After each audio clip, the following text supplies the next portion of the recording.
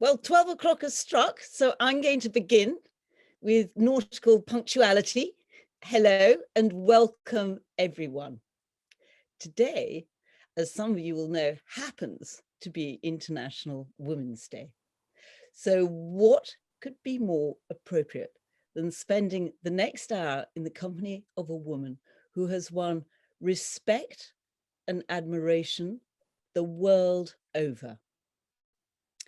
In these turbulent times, as we watch helplessly at the suffering of innocents, our guest story, I can assure you, will sweep us away on a welcome tide of adventure. Her tales will uplift you. Her message will give every single one of us hope. Our guest, Dr. Roz Savage, is a world-class adventurer. But it wasn't always thus. After all, if you don't mind my saying so, Roz, she hardly looks like the preconceived image of a rugged explorer. You're not the first person to say that. And no beard either. As a young woman, Roz was a management consultant in the City of London before an environmental epiphany, of which we will talk, led to a radical career change. No longer is she another faceless, suited worker teeming around the City of London, but recognized the world over as the first and only woman, so far that is, to row solo across the world's big three oceans, the Atlantic, Pacific, and Indian Ocean. She has rowed, a couple of stats coming up, but they are absolutely enthralling, over 15,000 miles. She's taken around 5 million oar strokes and spent cumulatively over 500 days of her life being tossed around on a 23-foot rowboat. Now, woven into her extraordinary feats and of inextricable importance to her is the platform this gives her as an environmental advocate, writer and speaker on the global circuit. In fact, she's a United Nations climate hero. Pausing to take breath here because she's got so many achievements and I don't want to hog the introduction for too long, but worth mentioning, she does hold 4 Guinness World Records, which must be a bit of a record in itself, isn't it? She has the same number of books that she's written and one just about to come out in October, I think, but we'll touch upon those later. Not surprisingly, she's an MBE. I am so thrilled to invite you all to meet Roz Savage. Thank you so much, Rosie, for that beautiful introduction. That is one of the longest introductions I've ever heard. So thank you. And a lot to catch up on, so I thought I'd bring you up to date. And I wouldn't be here without you, Rosie, in so many ways. I wouldn't be here on this call, but I'm also not convinced that I would have rowed across those oceans without your early support and mentorship. So thank you so much for that. Ah, well, now this is the opening that I'm looking forward to sharing with our listeners, because actually, as you've gathered, Roz and I know each other. We met, so we worked out about 20 years ago, but we haven't actually seen each other since. I've just been hearing all the time about these incredible achievements. And now, Roz, I can remember vividly how it all happened when I first met you in my kitchen in Essex, where I was living at the time. Do you remember? And why were you coming to meet me other than for tea and my homemade cake? I do remember it very well. I think I might even have stayed on for dinner. I hope I didn't overstay my welcome. And actually, Rosie, I think we did cross paths once since, and I'm just going to have to name drop this into the conversation. I think we did briefly meet again at number 10 Downing Street when we were there for the Adventure is Great Britain meeting. Yes.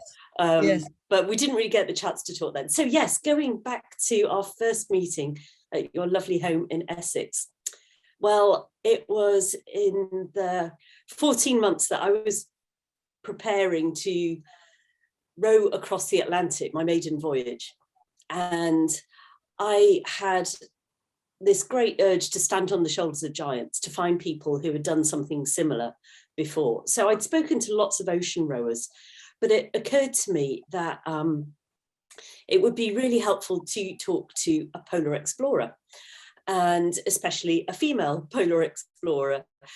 I think I was particularly fixated on calorie counts at the moment. I was actually really looking forward to be able to eat about 5,000 calories a day. And managed even quite well at that meeting, actually. I think I might well have done. Excuse me. Even though but this is very interesting, because I remember thinking, well, I've never rowed anywhere in my life, but I do get your drift, because, and in fact, there's a slide that we've put together comparing the two of being on the ocean and on Antarctica, where I had just come back from being on my own. There you go. Interestingly, and obviously the left-hand side of the slide is the ocean and the right is actually Antarctica. But I understood why Ros was, and respected why Ros was coming to talk to me, to get her head into this, because there's and Ros, I'd love to hear more from you about there's the physicality, there's the mental aspect of it, and there's something that everyone here has been experiencing over the last couple of years. There's the isolation as well. Absolutely, yeah. I think the similarities were going to be that our expeditions tend to be long to poles or across oceans. My average duration at sea was about between 3 and 4 months.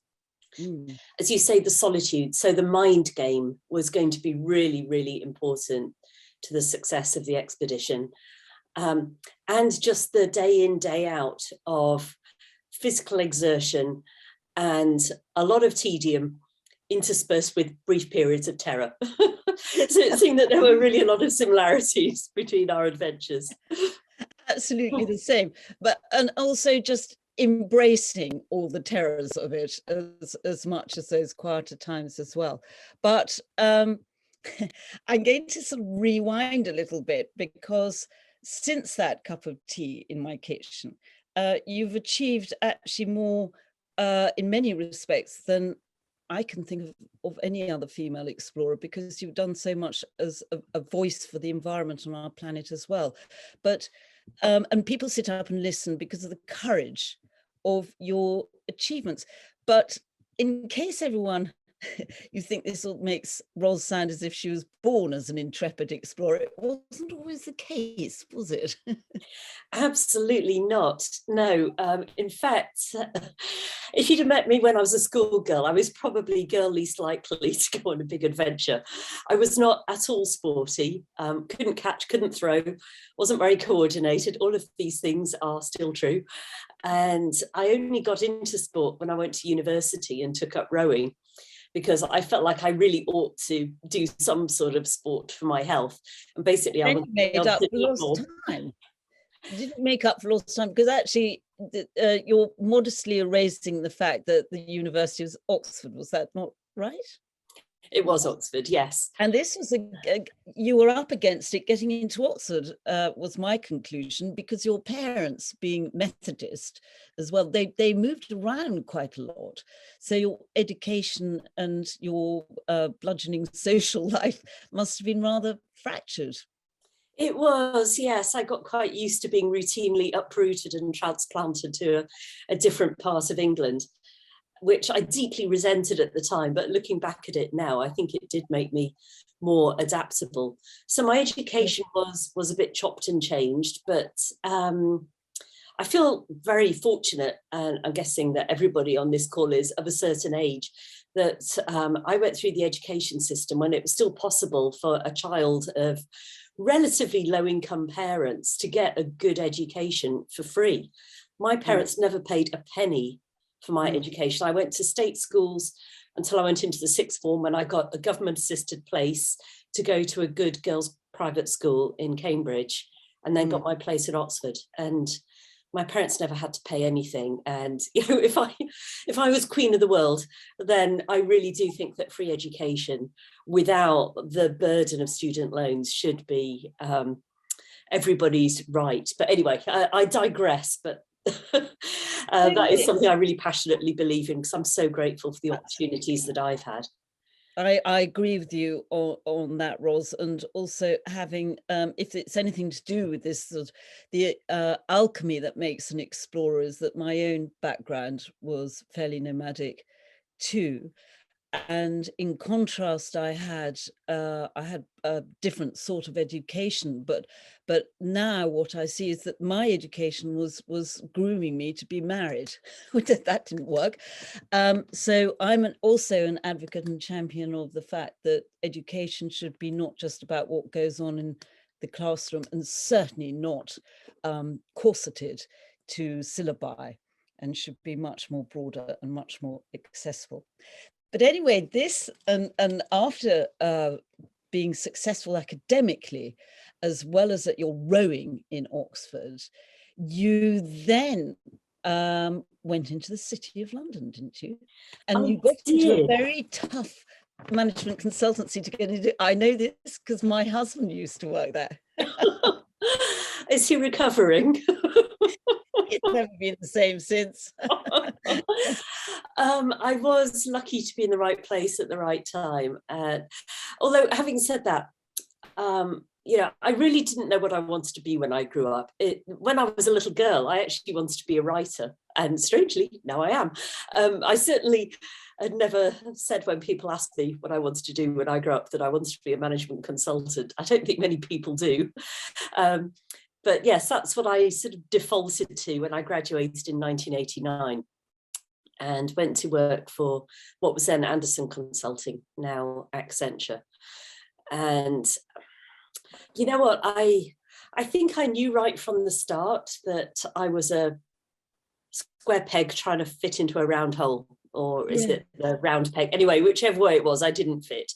And you were sort of acting almost. Almost like the what do you call it? Imposter syndrome.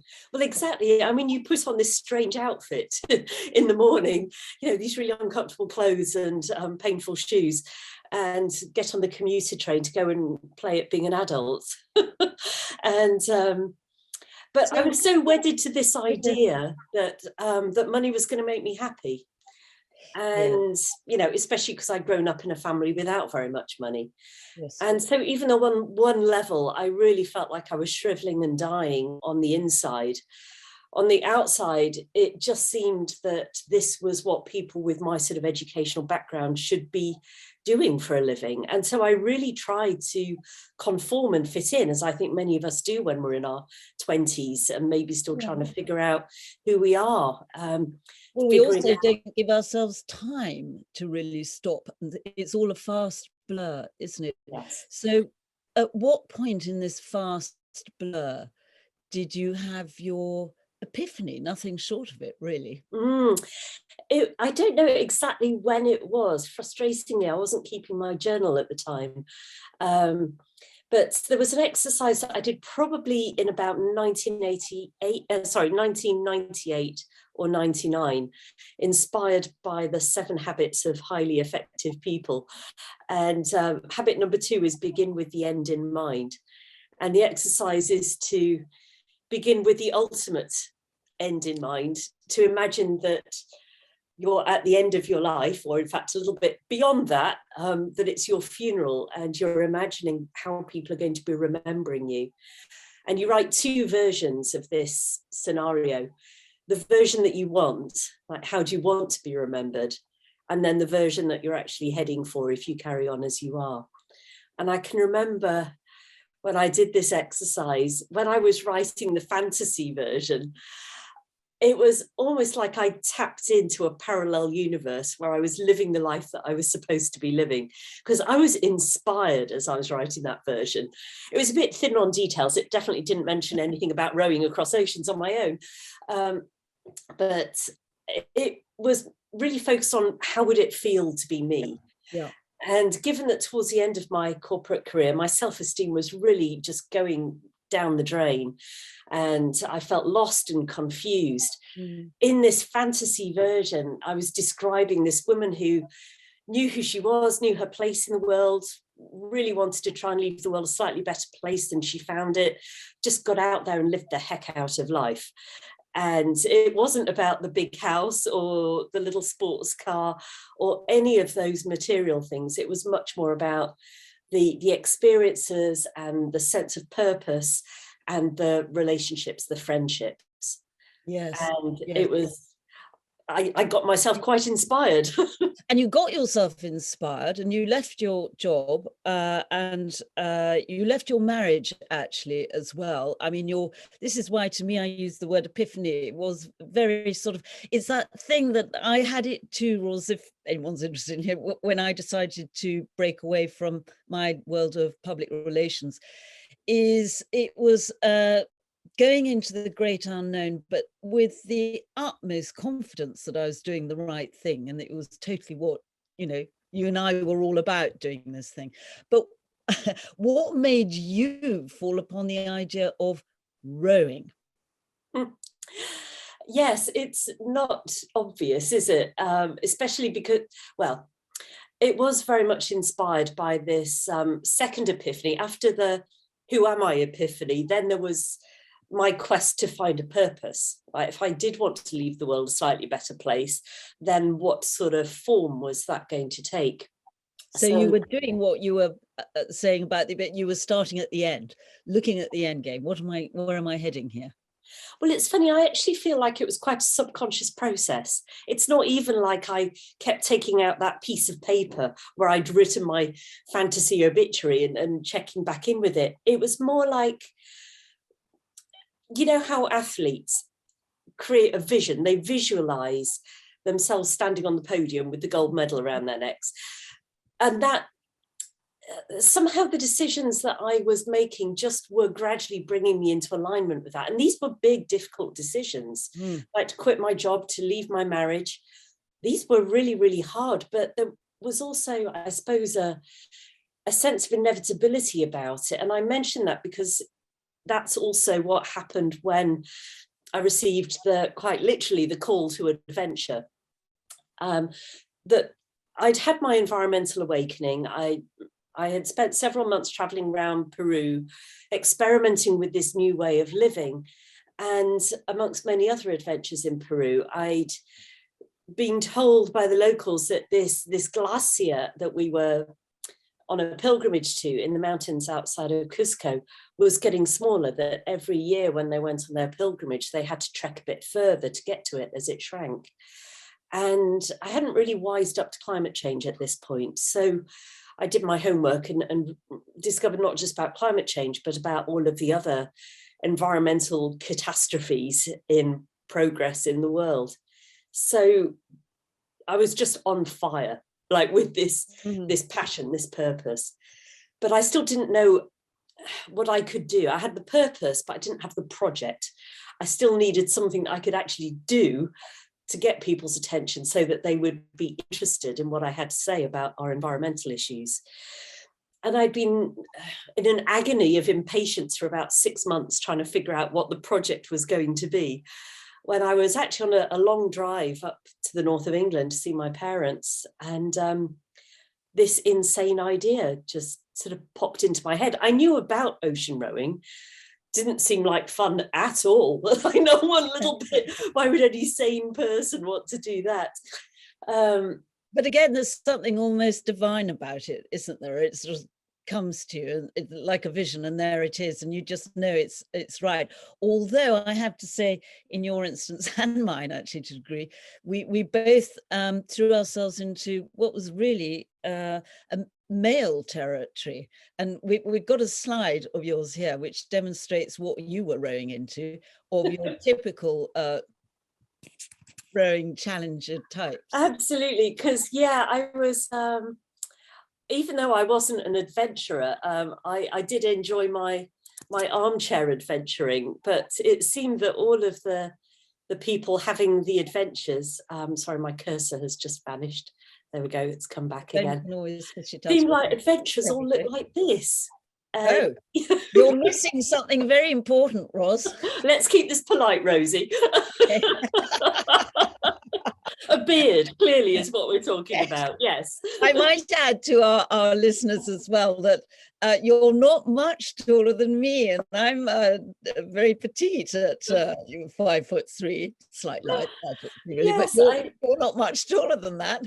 I think on a good day I'm 5'4", so yes, in effect we're the same height. But most rower champions and blues, etc., are 6 foot something or other. But anyway, including the women, yes, yeah, they including the women, huge. Absolutely. So, how did you both psychologically and physically contend with this? Because maybe you had some voices that weren't very supportive.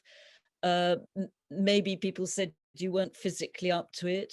Did this wear you down mentally, or did you seize upon it to use it as fuel to motivate you? I think when people did doubt me, I did use it as extra power to my elbow, but actually often the most critical voices were inside my own head. And in a way, I think it was really helpful that I only had 14 months to get ready for my first ocean crossing, from the moment when I had that call to adventure to when I was going to need to set out. And some people advised me to take 2 years and 2 months, but I just felt really impatient. It was like, the environment is changing so fast. I need to get out there and crack on with this. And so that's really not very long to do all of the training courses that I needed to do, to raise the money, buy the boat, get the boat all fitted out with solar panels, to do all of the training. There was so much that I needed to do. But in a way, that busyness helps because it didn't give me too much time to stop and think, oh, yikes, like, what am I thinking? What am I letting myself in for here? Absolutely, because in fact, I know from reading your book how hard and how brutal your training was, taking up most of your day, every day, etc., which does help to reinforce the mental strength. But at the end of the day, the strength for these challenges, endurance challenges, doesn't come from the biceps, does it? It comes from up here. But having said that, you mentioned also that you were glad you only had limited time. You had to rush around doing exercise, including securing sponsorship. Now, did you find that harder just because you're a woman, you're blonde, you're attractive, and therefore everyone said wow, but didn't sponsor you? Sponsors rarely tell you why they turned you down, but certainly for the Atlantic, I didn't do at all well on the sponsorship. It's a surprisingly expensive enterprise to row across an ocean. And I probably, I only raised £10,000 out of the £70,000 that that first expedition cost me. So the rest of it, I ended up paying for out of my life savings, which wasn't really my intention, but I just wanted to keep the show on the road. The later oceans, once I had a track record, I think it was easier to be taken seriously. I can see why I would have a credibility problem at the start, because I'd never done anything like this before. And as you say, Rosie, people can misjudge things that come in small packages, can't they? But you should never underestimate a short woman. Don't I know? And did the most part of that amount of money, was that towards the boat building itself, because it had to be bespoke, didn't it? Well, I did actually buy the boat as a shell from somebody else, but then it still had to get completely fitted out. And yes, we have got, just in case people think we're talking about a little wooden rowing boat, we have actually got the next picture of the boat that you took. I think I'm right in saying this is the one that you took with you. Yes. Over the Atlantic. Thanks for your patience while I just find that picture. Yes. So you can see that it's not like the kind of rowboat that the Oxford and Cambridge cruise race in. It's 7 meters long, or 23 feet, and about 6 feet wide. And it's got these cabins at each end. The cabin that's in front of me, as I said, and rowers face backwards, so that's the stern of the boat. That's my sleeping cabin. And you can probably see it's got solar panels on the roof that provided my electricity for my GPS and my satellite phone and the water maker. And then the smaller cabin at my back is for storage. And there's also lots of storage underneath the deck of the boat, because there was no support boat, no chase boat. As with you, Rosie, we had to, go completely self-supported with all of the supplies that we need for the entire expedition. The joy of that, I suspect you'll agree, is the non-interference. Once you really get your head into the space that you're in, you don't want anyone else to come and interfere. Yes, it seemed rather churlish. I ended up having a rather lovely, for them, rendezvous with the Royal Navy on Valentine's Day during my Atlantic crossing. They'd said in advance that I'd sort of made friends with some people in the Royal Navy, and they'd said that if they had a ship on the Atlantic at the time I was out there, they would see if we could rendezvous, and it just so happened to be Valentine's Day.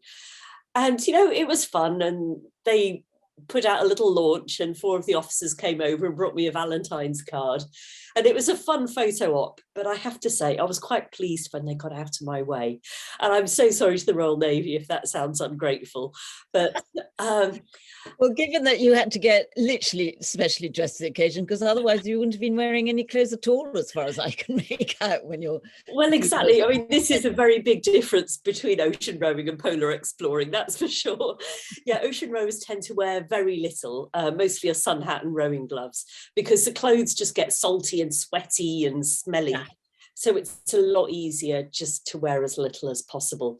So yes, when my mother had texted me to say that the HMS Southampton was on its way, I did have to scurry into the cabin and make myself decent. Put on your mess kit, so to speak. But you also had, not at that time, so you couldn't be helped, you had to help yourself with a whole series of broken kit, not least of all rather impressive number of oars that you got through. So I imagine a mission critical, aren't they? In fact, we have a picture, if you can find it without too much distraction, of the 1 broken oar out of 4.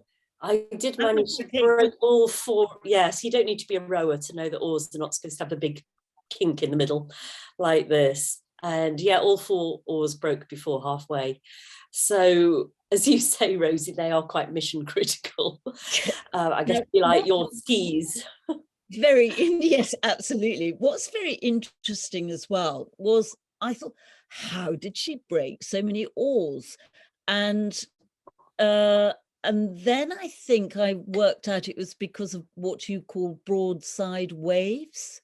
Yes, so I wish I could say it was my sheer brute strength that broke them, but it wasn't. It was the force of the ocean.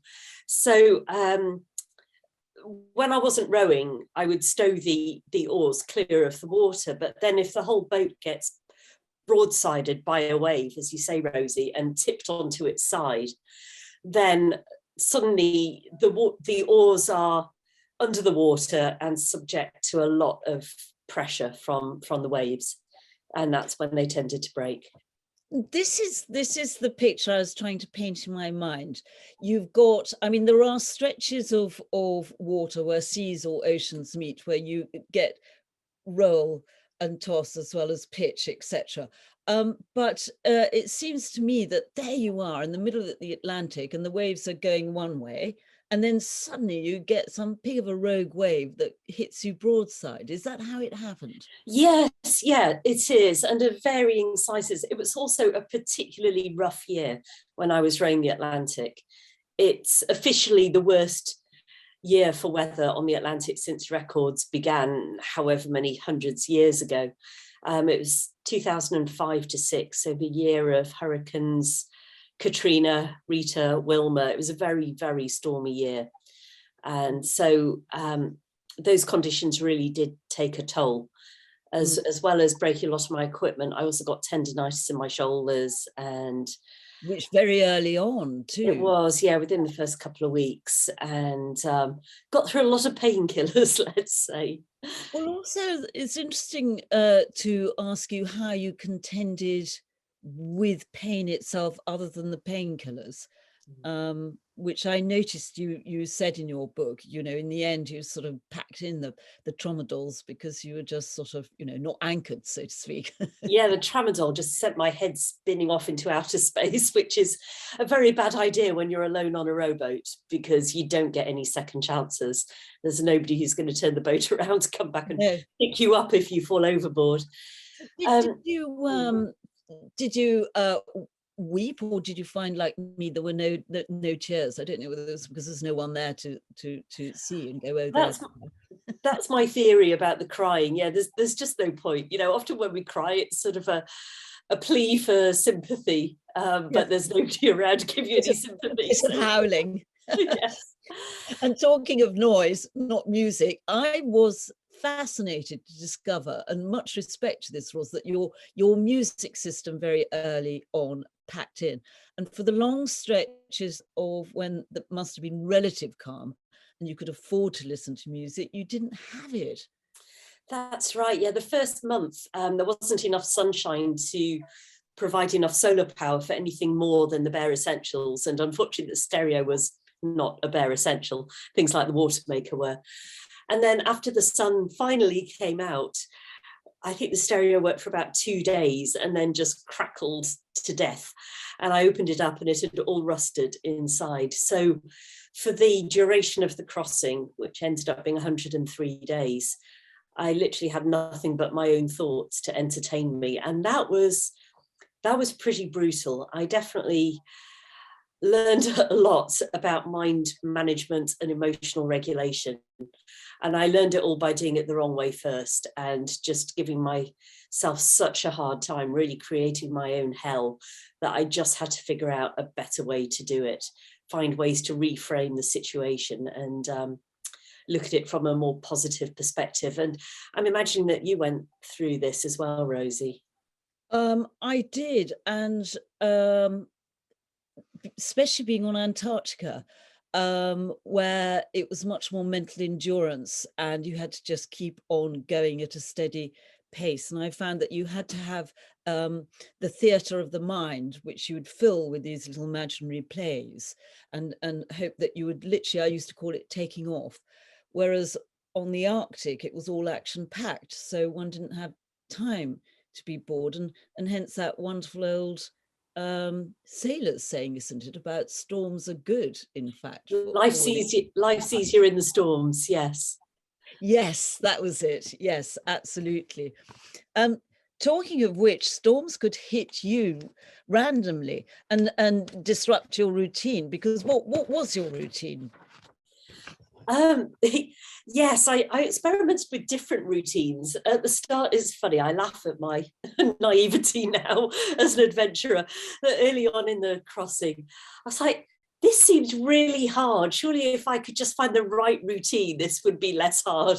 And in the end, I just had to go, oh, it just is hard. Like, get used to it and get over it. So I settled into a routine of 4 shifts of 3 hours, so a total of 12 hours of rowing in the day with an hour off in between.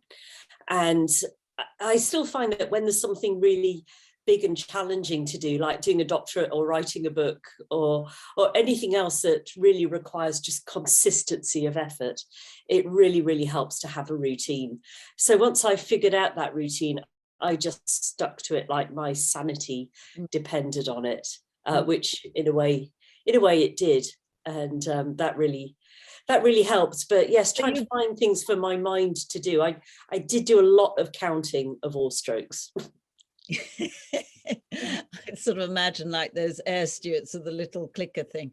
But also playing against you, because I don't know if it's the same with you, you were working out your daily hours, basing your routine on hours.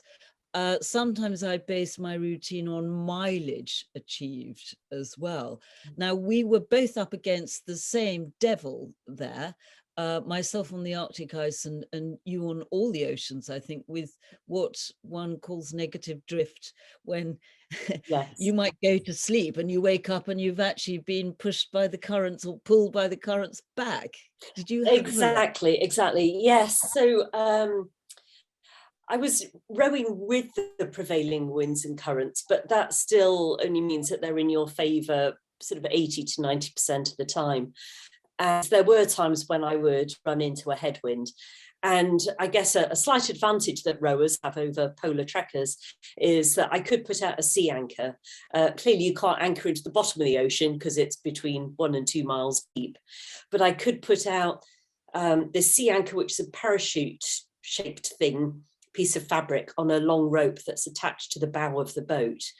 And so that grabs hold of a ton of seawater and helps to prevent me being blown too far backwards, though I would still go backwards. It also turns the boat so that it's pointing into the waves. So if there are high waves, they split and go down the sides of the boat rather than broadsiding it and capsizing it.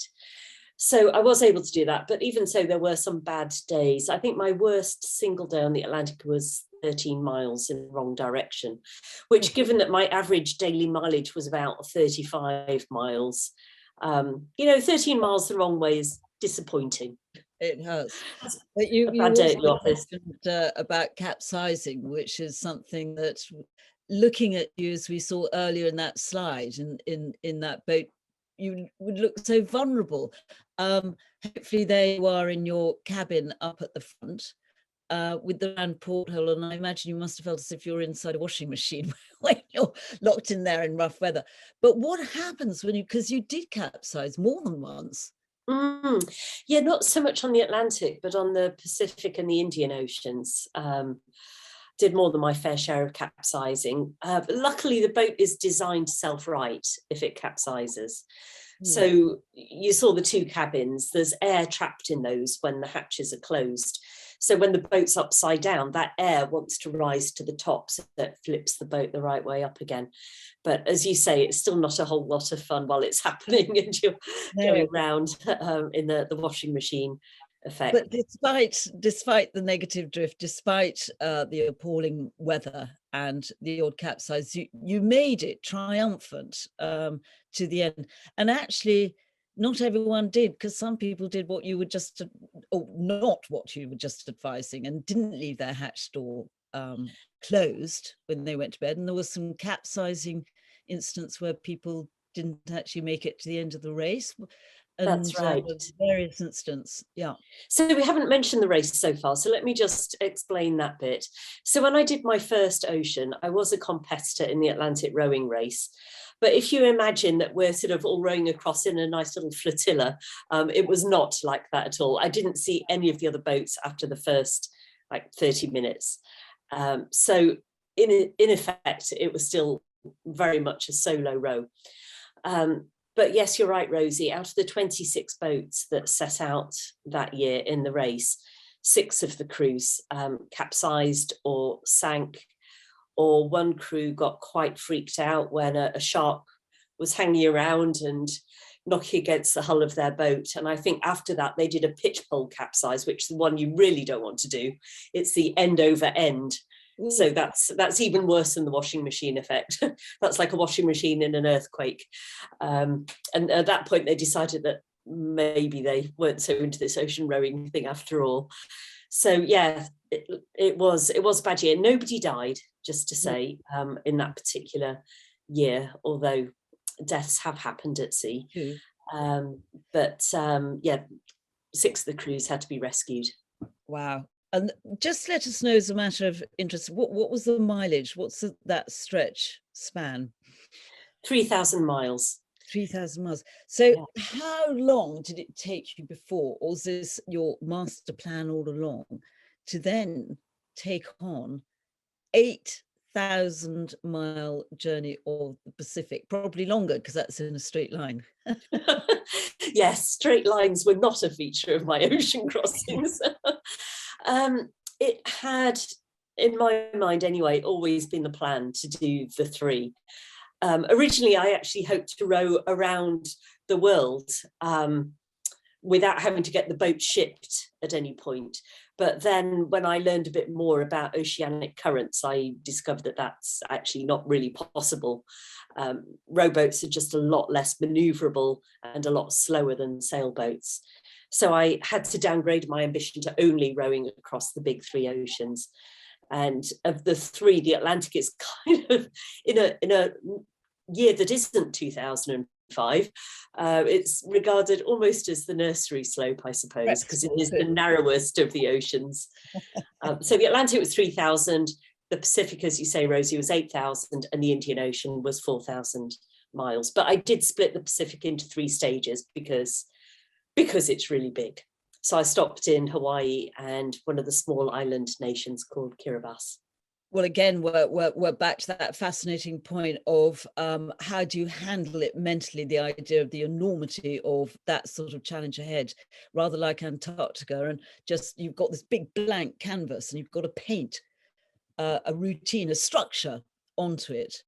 So you split yours into 3 stages, but I can see the advantages of that, but surely some of the disadvantages would be how tough it was in between when you were back on dry land and having to readjust, recalibrate your senses to a different reality again, knowing that you still had more phases to do. Sort of yes and no, because I really felt, well, first of all, even just 1/3 of the Pacific took me 3.5 months. So by that point, the boat's starting to look a bit knackered, and so am I. And, I need to replenish my food supplies. So it was actually good that I was able to come ashore and replace broken equipment and resupply with food and allow my body to recover a bit. And I also feel that with each of those voyages, I was able to make improvements. Clearly, after the experience on the Atlantic, I was like, I think I shall use different oars next time, because those ones didn't go so well. So it wasn't just the equipment that I was able to upgrade, it was also my mental processes. And it was really helpful for me to have that time to reflect, especially after the Atlantic, because it felt like such a steep learning curve. I really felt that it had been, in many ways, a rite of passage, a sort of coming of age, a maturing process. I was a fundamentally different person by the end of that crossing than I had been at the start. And I was desperate not to leave that new person, that new version of me out on the ocean. I wanted to make sure that she survived the transition back onto the dry land. So actually writing that first book, Rowing the Atlantic, was a really helpful way for me to go, wow, okay, how do I start unpacking everything that just happened in that intense learning curve and really integrating it into who I am every day, whether I'm on the ocean or on dry land. I very much recommend that book to anyone who's interested out there, because I've read it and it was a really fascinating read, and very humane too, as to starting off the vulnerability, the fear, the greatest fear of being at the beginning of that ladder of adventure, when your fear is actually not the physicality, is it, Rosie? It's probably more the fear of failure. Absolutely. And what I really wanted to do with that book was to share that vulnerability, as you say, to say, look, you don't have to be a brave person to do brave things. I wasn't at all brave when I set out on that first crossing. It was, that courage was something that I acquired along the way. And really the only way I think that we can acquire that courage is to put ourselves in really challenging situations. I can't just sit on my sofa waiting for courage to show up. Well, you were sorely challenged on Pacific crossing, and if we can find that picture of Brocade in the water, because it's beautiful and very evocative for the imagination, things didn't go as they never do. Things didn't go according to plan. Yeah, the first attempt on the Pacific ended in complete failure.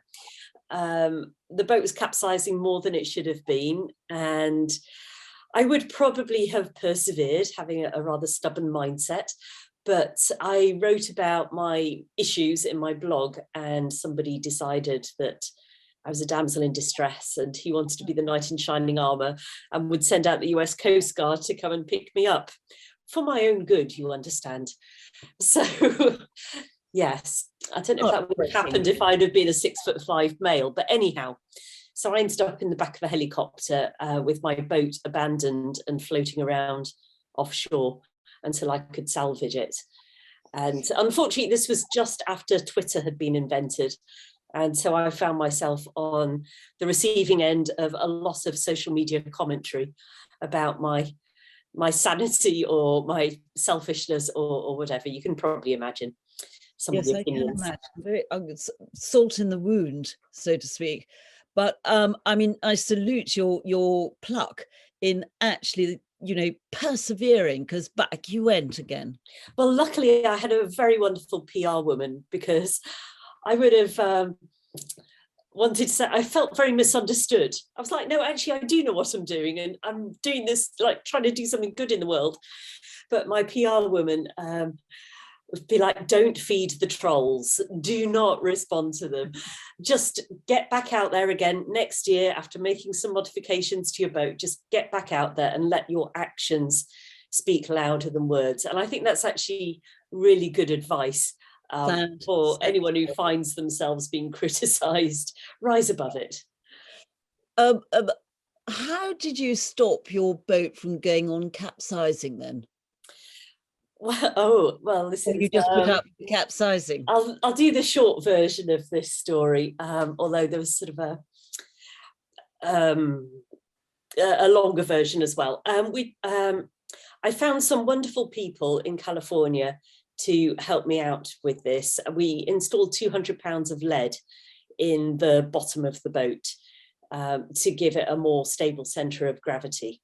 And I think I'd also got a little bit carried away with putting various instruments. I really wanted to make my voyage a very interactive sort of experience for people following online.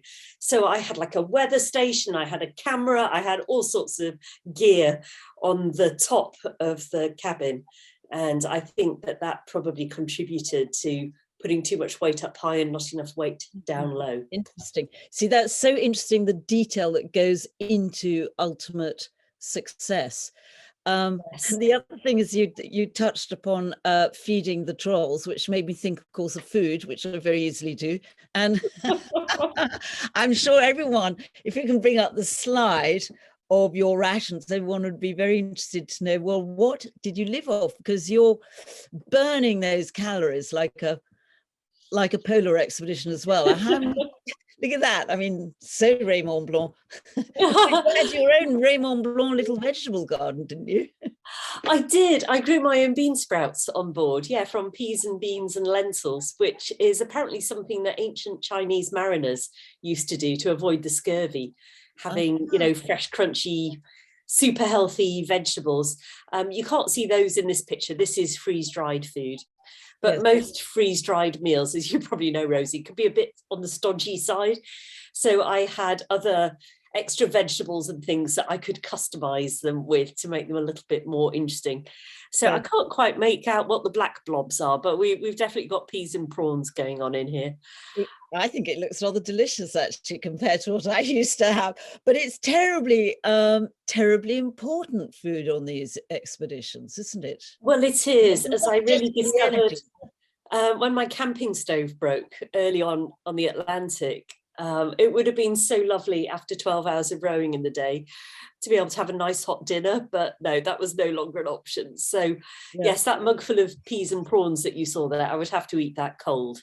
That's very tough, because didn't you find I used food on expeditions as a sort of reward system, mental motivation. Absolutely. And luxury in wherever you are is relative to your situation, and that to look forward to an extra handful of bean sprouts or whatever it was important fuel.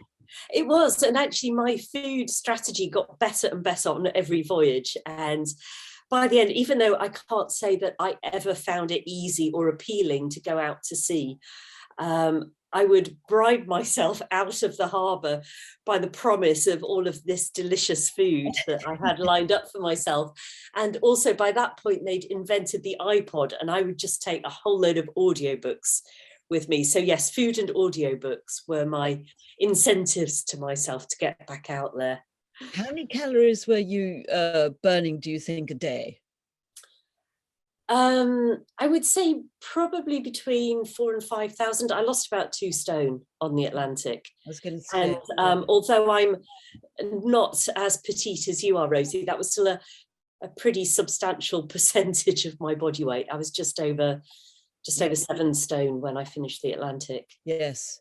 And as you were going through or over the Pacific, would it have been towards the end? Was it the North Pacific where you actually found yourself talking of food and therefore not you, of course, litter, because everything would be unwrapped and pre-prepared before, but these huge, great garbage patches one hears about, and you did hit upon one. Can you explain to us what a garbage patch is? I sourced a slide and you made a very interesting comment about why it wasn't really quite correct, but we could put it up to illustrate why. Yeah, let's do that. So I raised awareness of various environmental issues as on the different voyages. And for the Pacific, as I was going to be rowing around the outskirts of the Great Pacific Garbage Patch, plastic pollution was my main issue for that crossing. So yes, this picture from the internet is labeled Great Pacific Garbage Patch, and it may be. I'm just saying there is land clearly visible in the background, and the Pacific Garbage Patch is actually, because it's at the center of a big oceanic gyre. As far as I know, and I don't claim to be a world authority on this, I'm an eyewitness, but not an expert. I wouldn't expect to see plastic looking like this far out in the middle of the ocean, because unfortunately, okay, how can I explain this? You rarely see chunks of plastic like this out in the middle. It's more likely to be tiny little fragments, because you know how plastic gets brittle in sunlight, and then you've got the pounding action of the waves, that by the time plastic gets out into the center of the oceanic gyre, it's mostly been broken down into tiny little pieces that are very difficult to see. So you think, oh, well, that's great, isn't it? You can't see it, not a problem. But in a way, it's more insidious for being this sort of smog of plastic, because it actually gets into the ocean food chain lower down, because smaller creatures can eat it, meaning that it accumulates more as it goes up the food chain. And of course, it means it's also very difficult to scoop out. If it was a nice compact island like in that photograph, it would probably be a lot easier to go along with some sort of a scoop and pick it up. But because it's so diffuse and so tiny, and of course you don't want to take out the plankton, which is the really good stuff at the bottom of the ocean food chain, it's a much more complicated problem. Interesting. So a powerful illustration you had for your message, your legacy when you finished. You finished the Pacific triumphantly. I mean, as if that wasn't enough, went on with your master plan and completed with the Indian Ocean, which must have seemed a mere 4,000 miles. That was actually the longest single voyage. Walk around the paddock. Yes. Well, no, it's 5 months alone at sea. So, you know, it was non-trivial. 5 months without seeing another human being or dry land. But by then I had the mind game pretty well figured out. So in a way it was 5 months, in another way it was one day 154 times. Yes, and different hazards too. Yes, the year that I was planning to do the Indian Ocean was the year that piracy was really kicking off in the Indian Ocean, or particularly in the Arabian Sea. Originally, I'd wanted to leave from Australia and row into Mumbai on the west coast of India, but that would have required me to go very close to the coast of Somalia, which after 4 Americans were shot on their sailboat at the start of 2011, that suddenly seemed like a really bad idea. So I ended up rowing to Mauritius instead, which is a beautiful place to land up, and probably a bit of a shorter crossing. One way to go for a holiday, I might say. But it's interesting about the pirates, though, that men are more frightening as a challenge to contend with than nature itself. I will take my chances with Mother Nature over humans with AK-47s any day of the week, yes. Absolutely. And it's interesting reading your books as well, that one begins to see how also, you know, one can't go around conquering these places. You can't conquer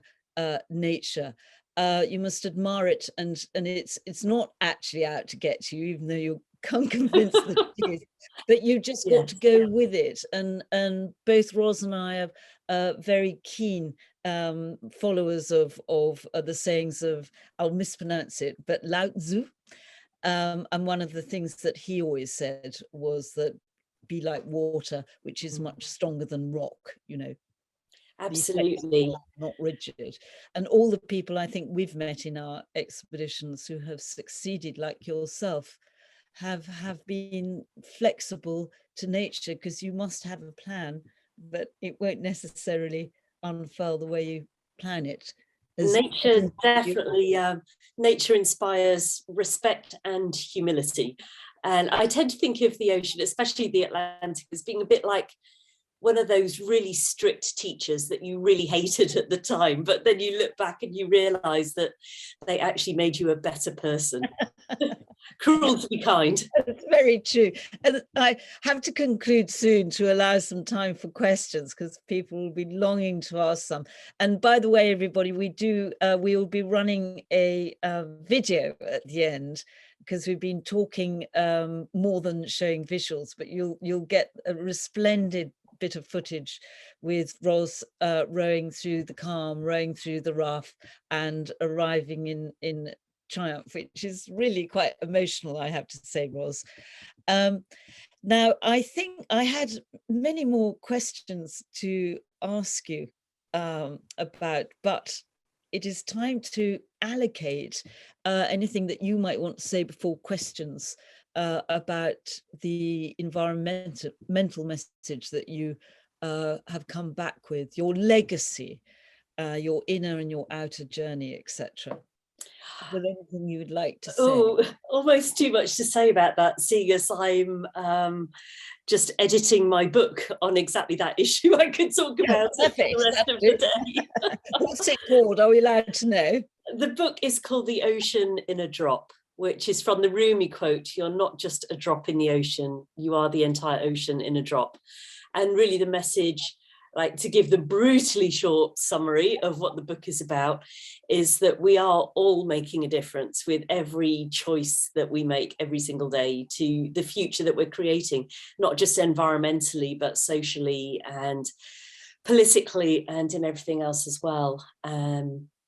And it gets a little bit metaphysical and spiritual and philosophical towards the end. And I'm really excited about the book. That's a really beautiful note to conclude on, because we can all hold on to that, going back to my introduction about every little thing that we do. We're not helpless.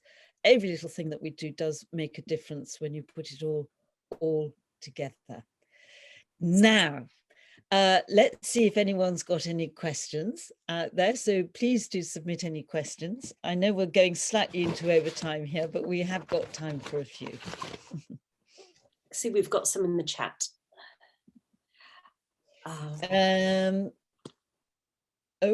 Oh yes, well, this is difficult, because one person, Suri, is asking you, which book would you recommend, please?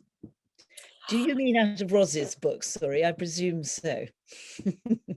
Oh, if you mean out of my books, well, the next one, but as that one's not available yet, I find this question really hard.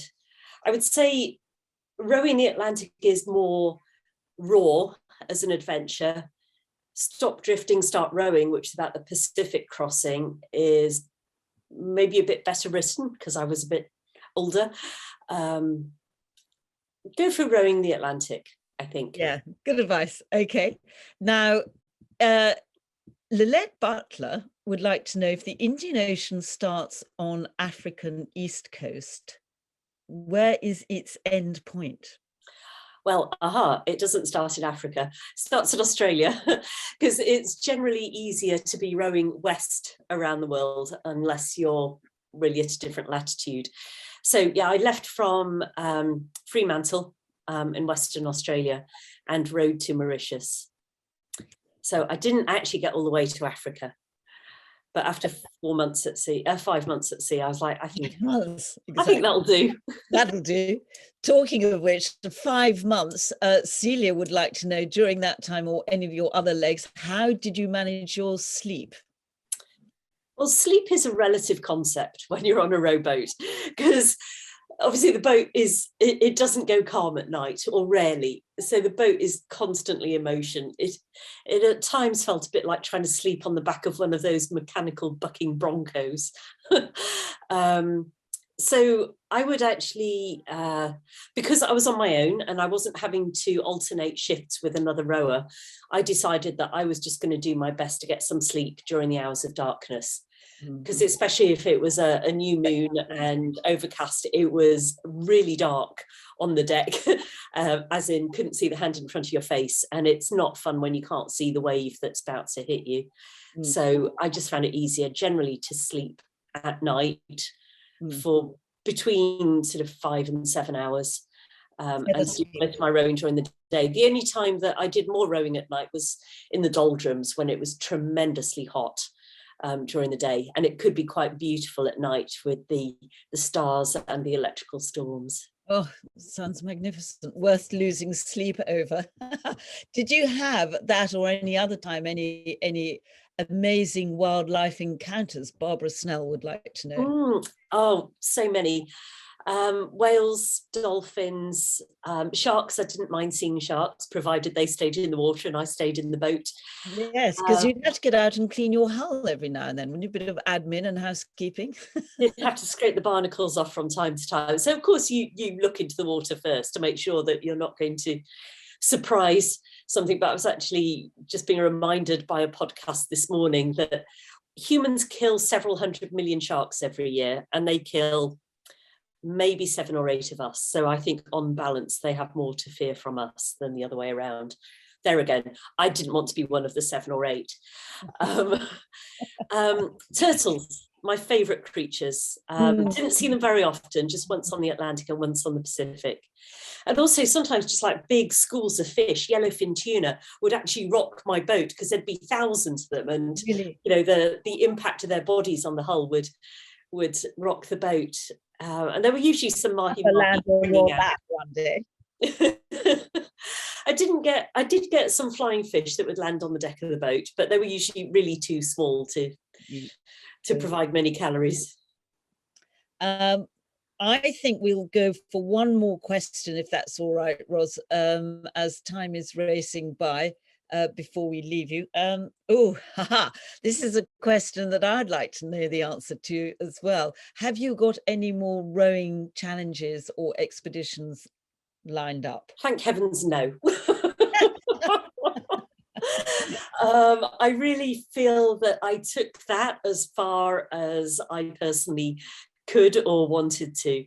So now my adventures are more in the, I don't know, the intellectual and the spiritual realms than in the physical one. No, I don't have quite your tenacity, Rosie. I'm very happily retired from the ocean rowing these days. But I do still enjoy my walks in the beautiful hills of Gloucestershire. Well, I might have to pull you into something, mightn't I, on that note? Well, time and tide waits for no man, as you know. Not all women. So I think it's time for us to say such a big thank you to you, Ros, because today of all days, when you're probably highly sought after, to spend so much time with us in the most informative and enthralling and uplifting talk. I can see people clapping, which is absolutely wonderful. Of all your journeys, which, as you said in your last piece there, that have been physical, psychological and spiritual voyages as well. And we've thoroughly enjoyed accompanying you on them. And so we're going to say goodbye and thank you. And now if our tech side is up to it, we'll leave those who can afford the time to stay and watch this beautiful video. It's been such a pleasure. Thank you, Rosie, for your wonderful questions. And thank you all for being here. And yes, just bear with me for a moment while so we're going to do the cheerful, uplifting video, aren't we? Not all the. I think we're on the end. Yes. We need it. Hopefully this is the right one. Here we go.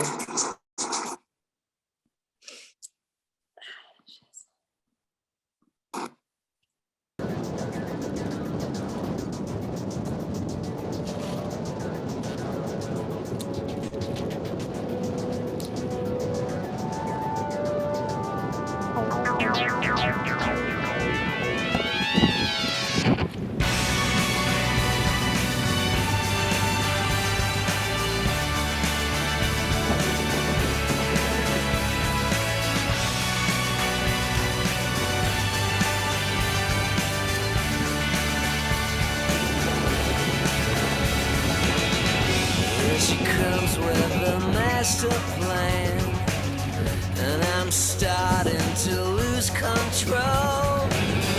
Here she comes to this trasher man, and I'm ready to chase it all when she's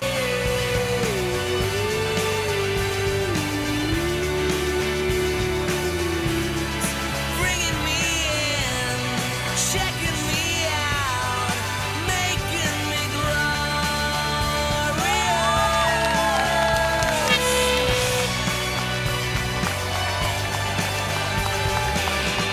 Here she comes like a brand new day, belly dancing across the room.